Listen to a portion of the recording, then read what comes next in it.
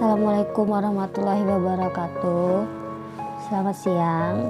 Perkenalkan, saya Yudia Rahmi, mahasiswa dari Universitas Indra Farsa yang saat ini sedang menjalani semester 3 dengan jurusan bimbingan konseling. Sebelumnya, untuk para siswa di sini, mari kita mulai berdoa sebelum melakukan kegiatan hari ini. Berdoa dimulai menurut kepercayaan masing-masing. Bismillahirrahmanirrahim. Oke, berdoa selesai. Sebelum memulai materi hari ini, bolehkah para siswa untuk memperkenalkan dirinya masing-masing? Oke, dimulai dari sebelah kanan. Oke, terima kasih atas waktunya. Materi yang akan saya sampaikan hari ini yaitu menciptakan suasana yang menyenangkan, suasana belajar yang menyenangkan dan efektif. Oke, menurut kalian apa sih belajar itu? Iya, terima kasih. Belajar merupakan kegiatan yang dilakukan oleh seseorang agar memiliki kompetensi berupa keterampilan dan pengetahuan yang diperlukan. Belajar juga dapat dipandang sebagai sebuah proses dalam upaya pencarian makna yang dilakukan oleh setiap seseorang. Dan apa itu sih bermain? Oke, bermain itu adalah suatu kegiatan yang serius tetapi mengasihkan. Melalui aktivitas bermain, berbagai pekerjaannya terwujud. Bermain adalah aktivitas yang dipilih oleh kita sendiri ataupun anak karena menyenangkan, bukan karena akan memperoleh sebuah hadiah maupun pujian. Ya, kurang lebihnya itulah makna dari belajar dan bermain. Terus faktor apa saja sih yang mempengaruhi hasil belajar? Yaitu ada dalam dua kondisi, yaitu kondisi internal dan kondisi eksternal. Kondisi internal itu yaitu fisik atau jasmani. Jadi dalam kegiatan belajar, fisik kita harus dalam keadaan sehat maupun stabil. Jadi aktivitas belajar itu akan terasa lebih fresh gitu. Terus yang kedua ada psikis maupun kejiwaan, yaitu kondisi kejiwaan seseorang dalam belajar kurang stabil, maka akan mempengaruhi aktivitas belajar dan hasil belajarnya. Contohnya siswa diliputi rasa ketakutan, kecemasan, adanya konflik-konflik batin, sehingga dengan faktor tersebut dapat mempengaruhi belajar siswa. Terus adanya kemauan, niat. Jadi kalau kita belajar itu harus diawali dengan niat dong. Kalau nggak niat belajar, jadi pasti malas-malasan. Yang selanjutnya ada faktor kecerdasan. Kalau menurut saya kecerdasan setiap seseorang berbeda ya. Ada yang mungkin dia cerdas di bagian bidang olahraga, ada yang bagian seni. Jadi setiap orang memiliki kecerdasannya masing-masing. Namun faktor kecerdasan juga itu dipengaruhi oleh IQ. Seseorang dikategorikan mempunyai IQ normal menurut hasil psikotes, maka ia disimpulkan akan mampu mengikuti belajar di sekolah-sekolah umum dengan lancar selama ia tidak mengalami gangguan lainnya. Yang selanjutnya itu ada minat. Minat juga merupakan aktivitas dari hasil belajar seseorang. Minat adalah tertarik kuat terhadap objek tertentu. Misalnya minat kalian di bidang menyanyi gitu. Jadi kalian harus mengasah minat kalian itu agar menjadi lebih baik gitu. Selanjutnya motivasi. Di sebuah kegiatan belajar, motivasi itu penting agar menjadi sebuah dorongan bagi kita untuk mencapai suatu hasil tertentu. Motivasi bisa dikelompokkan menjadi dua, yaitu motivasi internal dan eksternal. Kalian bisa dapat dari dorongan lingkungan maupun dari lingkungan orang tua, guru maupun suatu lembaga. Terus selanjutnya itu ada kondisi eksternal. Kondisi eksternal yang mempengaruhi kegiatan belajar, yang pertama adalah sarana dan prasarana. Sarana dan prasarana itu adalah penunjang keberhasilannya belajar.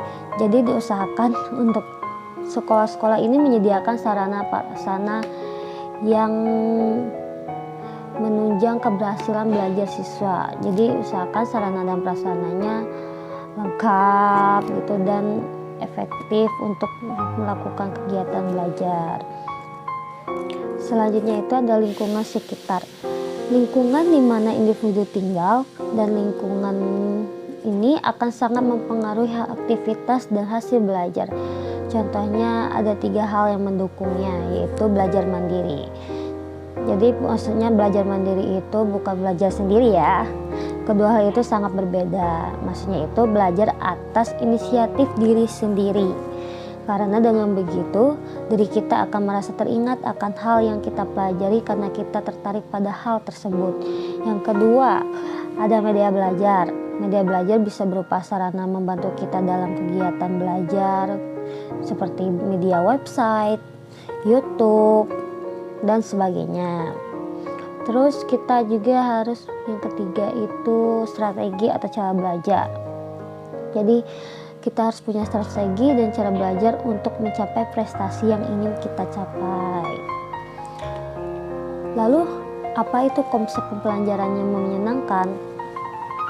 Untuk menciptakan suasana belajar yang menyenangkan itu yang pertama kita harus menciptakan suasana yang rileks, yaitu dengan menciptakan lingkungan yang nyaman, dengan mengatur posisi tempat duduk secara berkala sesuai keinginan peserta didik. Yang kedua itu memotivasi siswa ataupun memotivasi diri sendiri kalian sendiri. Jadi pembelajaran yang menyenangkan adalah suatu proses pembelajaran yang berlangsung dalam suasana yang menyenangkan dan mengesankan. Apa saja ciri-ciri dari pembelajaran yang menyenangkan? Yaitu yang pertama, menciptakan suasana yang rileks tanpa stres. Yang kedua, materi yang diberikan relevan tingkat sesuai dengan tingkat perkembangan anak. Jadi usahakan untuk memberikan materi yang sesuai dengan tingkat perkembangan anak. Jangan anak SD nih udah belajar pelajaran anak SMA, itu kan nggak mungkin. Terus yang ketiga yaitu belajar secara emosional seperti adanya humor atau bercandaan dan dukungan semangat. Yang keempat, melibatkan semua indera dari otak kiri maupun otak kanan itu harus seimbang. Terus yang kelima, menantang. Peserta didik dapat mengekspresikan apa yang sedang ia pelajari. Selanjutnya ada macam-macam metode pembelajaran. Ada apa aja sih metode pembelajaran itu? Yang pertama ada metode ceramah. Metode ceramah itu yang paling sering digunakan oleh guru-guru. Metode ini bersifat praktis dan ekonomis. Namun, guru perlu memikirkan agar penyampaian materi bisa diterima oleh para siswa agar tidak bosan. Yang kedua itu ada metode diskusi. Metode diskusi adalah kegiatan yang melibatkan peserta didik untuk aktif menyampaikan pendapatnya atau gagasan yang ada untuk bisa memecahkan sebuah permasalahan. Jadi setiap siswa pasti jadi contohnya itu setiap siswa dibagi beberapa kelompok, lalu mereka akan diberi tugas untuk berdiskusi suatu topik, lalu selanjutnya mereka akan mempresentasikannya di depan kelas. Selanjutnya itu yang ketiga ada metode demonstrasi. Apa sih metode demonstrasi itu? Yaitu metode pembelajaran yang menggunakan kegiatan peragaan atau untuk memperjelas suatu teori, kejadian, ataupun cara kerja suatu alat. Terus selanjutnya itu ada metode eksperimen. Biasanya metode ini digunakan di laboratorium untuk memperhatikan materi pembelajaran yang sedang disampaikan. Yang selanjutnya itu ada metode debat. Metode debat adalah sebuah metode pembelajaran yang sering digunakan di mata pembelajaran sosial atau sastra. Debat atau adu argumentasi dilakukan antara kelompok atau lebih. Misalnya barisan sini sama barisan sana. Kita debat nih, misalkan kalian pilihnya pro, di sebelah sini kontra gitu. Tapi harus dengan secara baik, sopan ya tentunya. Selanjutnya itu ada metode peta konsep. Apa sih metode peta konsep itu? Metode peta konsep itu merupakan kegiatan pembelajaran dengan menerapkan cara berpikir secara runtut. Guru secara runtut menjelaskan sesuatu mulai dari akar permasalahan, proses terjadinya, hingga cara penyelesaiannya. Nah, selanjutnya itu ada metode pembelajaran daring. Metode pembelajaran daring atau belajar secara online dengan menggunakan komputer menjadi solusi saat kegiatan belajar tidak bisa berjalan normal. Contohnya saat pandemi saat ini. Jadi pembelajaran harus dilakukan secara daring seperti melakukan kegiatan Gmeet, Zoom, ataupun aplikasi lainnya. Terus yang selanjutnya itu ada metode blended learning. Metode blended learning adalah metode yang menggabungkan dua model pembelajaran, yaitu pembelajaran konvensional secara tatap muka dengan pembelajaran daring berbasis ekonomi, komputer, dan internet. Dengan menggunakan metode ini, guru dapat berinteraksi langsung dengan siswa melalui video meski terdapat jarak di antara mereka.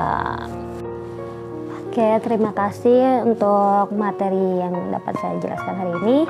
Sebelum mengakhiri hari ini, izinkan saya untuk mengajak kalian semua bermain sebuah game.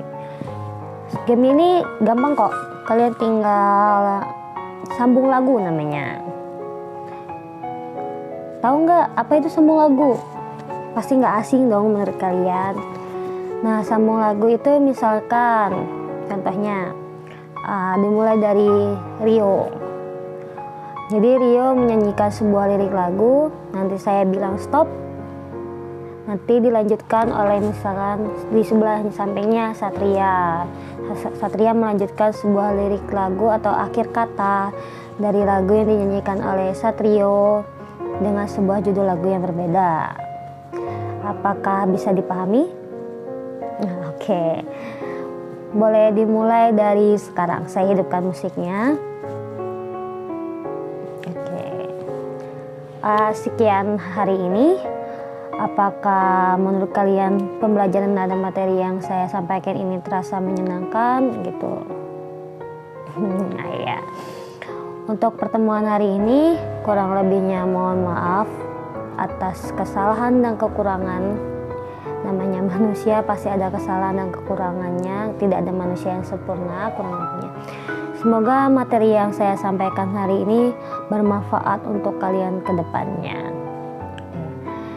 Terima kasih, saya akhiri dengan Assalamualaikum warahmatullahi wabarakatuh.